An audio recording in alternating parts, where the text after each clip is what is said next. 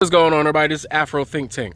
The founder fathers always thought that the emerging American population was too dumb to vote, too dumb to make any decisions on the world stage or on the national stage. That's why they made the Constitution the way they made it. That's why they made the voting system the way they made it. You see, in practice, democracy, the way it's lined up in America, works perfectly. The mechanism itself worked perfectly, but the problem is the people never was in control of the information that gives the people the ability to make decisions on who they should vote for. That's why we got so many illiterate voters. That's why we got so many politically unaware voters who talk about things they know not about with their full chest and confidence. Even though with their full chest and confidence, they are running down the wrong path and voting against their best interests. We see it time and time again, and that's what politics, was designed to do. Assuming that you would never be literate enough to know what it is that these guys were saying when they use their big Oxford words that's in the dictionary that's longer than 2 or 3 letters. That's why if you notice, anybody that campaigns or promotes Republicans, right, promotes conservatism, most of them are intellectually inept, intellectually unaware, politically unaware on pretty much all levels of scholarship, right? Because a dumb population is a useful population to get people to vote based off single issues, to get people to vote off things they're afraid of, to get people to vote against their best interests by playing tricks and giving them 1 or 2 bullet points that they and their lack of intelligence can hold on and say, this is why I'm voting, right? While the people that went to school, went to university, that know how the political system works, right? And these are the same people who know how the educational system works. These are people who also know how the economy works. All 3 classes that they do not teach you in depth in any of your schools. And you got to go hundreds of thousands of dollars in debt in order to learn about true debt and true economics in university, only to come out and not be able to write off your education on your taxes because it's one of the only debts that you can't write off. So you will come out of university gaining that knowledge, but wrapping a economic slave chain around your neck so that it will take you decades to pay that off with exorbitant interest that you can't do nothing about. Okay? So without further ado, we're going to learn a little something here. All right. We're going to learn what the political machine was meant to do.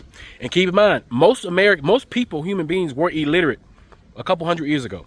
Being able to read and write is something that's relatively new for the masses. All right. So when you talk about history and how people didn't have writing and language and didn't have, you may try to use the history of your scholarship to try to say you're better than another group of people. 90% of the world were illiterate until just recently. And even with literacy, we're still not literate about how things work. We are now becoming more literate as the awakening, the actual awakening, meaning people having the ability to understand their world around them and how the mechanisms of that world operate in order to make better decisions. Because just like they say, if you want to hide something, put it in a book and put it right there in the middle of everybody. Nobody's gonna pick it up, right?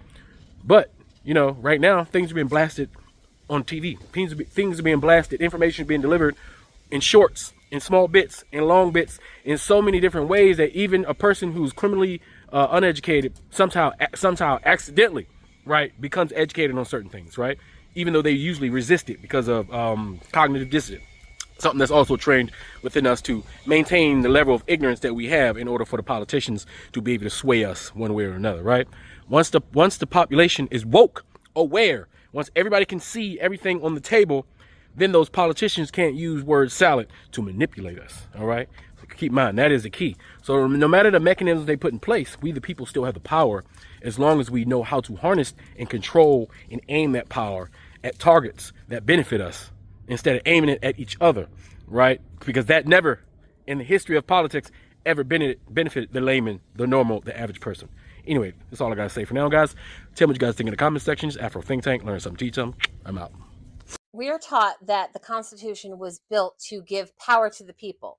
But the real history of the United States, it was built as a firewall. The founders didn't think the average citizen was intelligent enough to understand politics. So they built a system with 2 massive security layers specifically designed to stop you from actually running the country. Welcome to History We Missed. I'm your daydreaming historian, and this is the real history of the United States.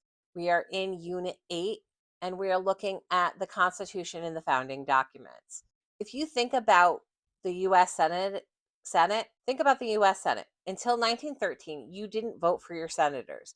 The founders didn't want the mob, meaning regular farmers, workers, and teachers, picking the people who made the laws. So they hard coded a rule. State legislatures picked the senators. It was a members only club. They wanted the Senate to be a cooling saucer for the hot passion of the people. Basically, they built a room for the big shareholders to sit in and veto anything the voters actually wanted. Then they had the Electoral College. This was layer 2 of the firewall. They didn't want a direct line between your vote and the White House. They built a buffer zone.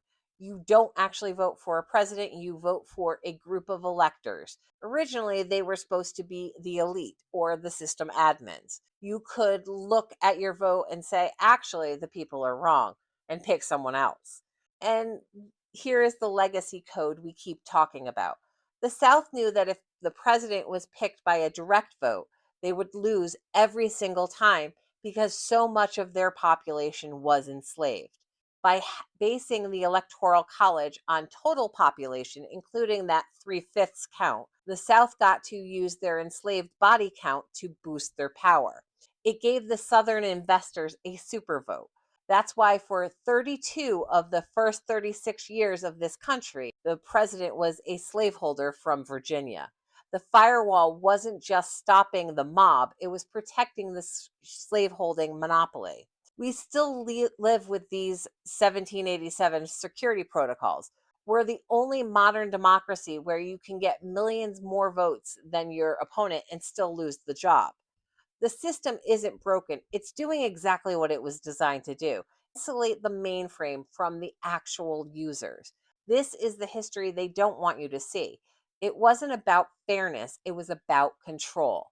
If you're ready to see the final piece of this puzzle, which is the marketing bribe they used to get us all to accept this system, hit follow. Next time, episode 5 is the marketing bribe. Why the Bill of Rights was an afterthought they only gave us to stop a boycott. Have a beautiful day. Bye. Free Sudan! Boycott diamonds and gold! Free Sudan! Boycott diamonds and gold! We most definitely cannot forget about the people of Sudan! Thanks for watching Afro Think Tank. Don't forget to like, share, and subscribe. And follow me on Substack and Patreon for more content. Remember, it's Pan-Africanism or nothing.